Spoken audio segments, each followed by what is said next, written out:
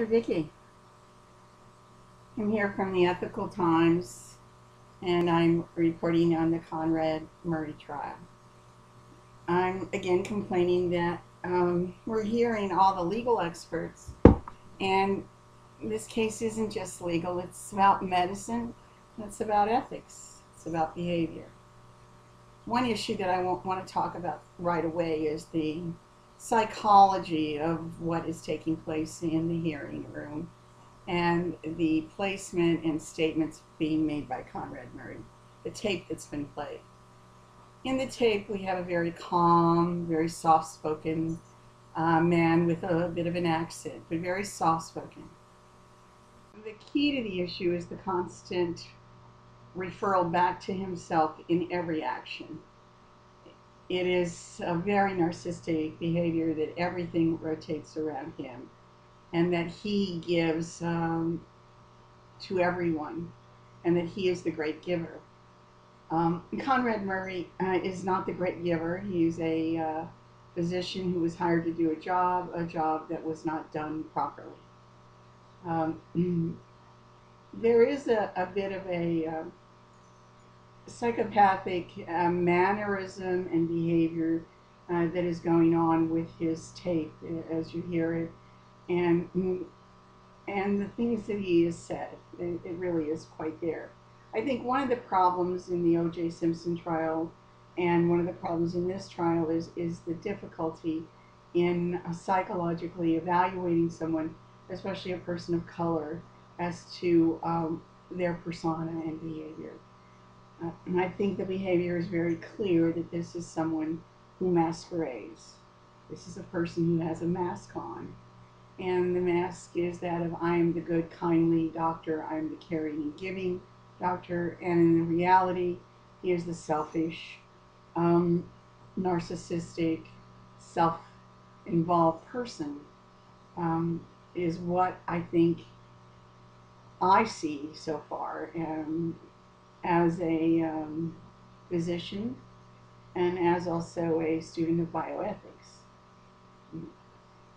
A great healer is not going to be spending most of his time trying to procure escort services of women. A great healer is not going to spend their time on so much partying and texting and phone calls to women. And if Michael Jackson was asleep, it really didn't matter. Conrad Murray didn't need to worry. He could just make a call in the room.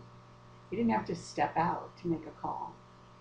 And there must have been an issue of some psychological guilt as to who he really is and the mask that he wore, that he didn't want Michael Jackson to know about his personal life and the depth of it.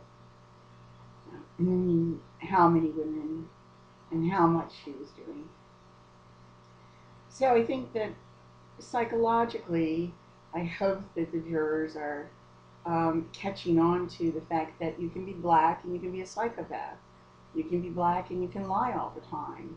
You can be black and be a doctor and not be a real healer.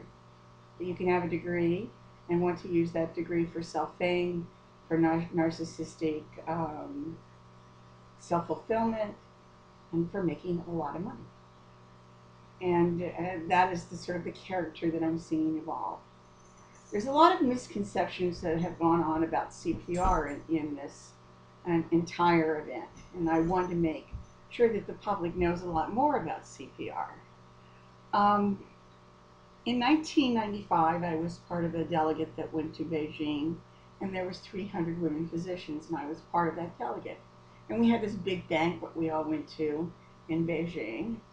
And during the dinner, one of the doctors got food caught and was choking and was stopped breathing, and then her pulse was slowed down. 300 women physicians in this banquet room. Myself and a thoracic surgeon ran to the table. No one else did. No one at the table knew what to do, and we're all in shock as this was taking place.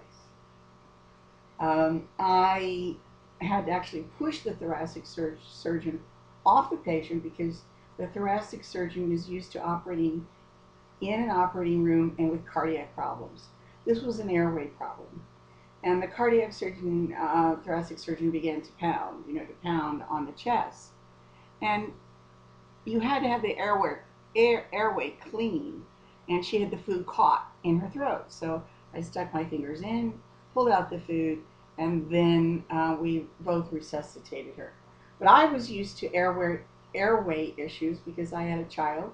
My daughter Demetra was born with a pulmonary problems and had apnea, and constantly resuscitating her as an infant and young child. So it was always checking the airway and making sure the airway was established first.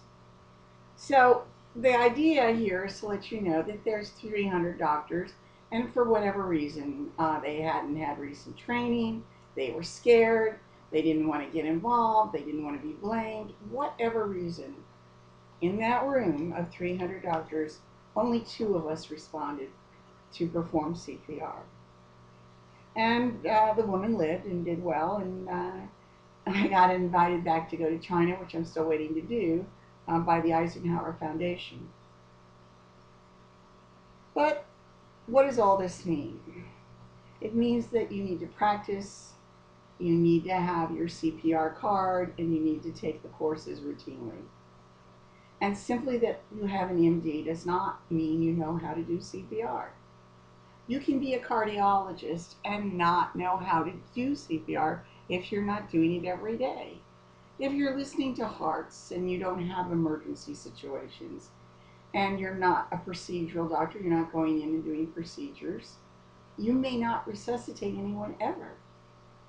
And the public needs to know that to do CPR, you have to have constant training and constant practice to have it down completely right.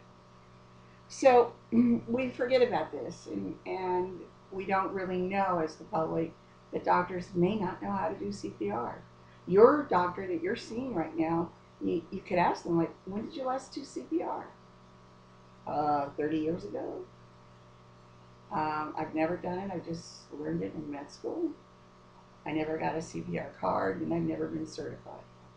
Now, AEG, the company that hired Michael Jackson's physician, Conrad Murray, had an obligation to look at the credentials of Conrad Murray. And in those credentials would have been a CPR card, an update, also the hospital where Conrad Murray was doing his cardiac procedures would have on record whether there was a current CPR card for him as well. And so we know that Murray talked about a crash cart, and one of the writers recently said, well, you don't need a crash cart, you need an anesthesia machine. Well, the basics is that you do need a crash cart. An anesthesia machine is great because it has a ventilator to have a machine pump into the lungs for you. But in a home setting, you don't need the gas dispersion unit. You don't need a machine that is actually putting gas into the lungs of someone to put them to sleep. This is section 1 on CPR, Conrad Murray case. This is Dr. Vicky reporting here from Los Angeles. We'll be back with section 2 on Conrad Murray case just in a moment.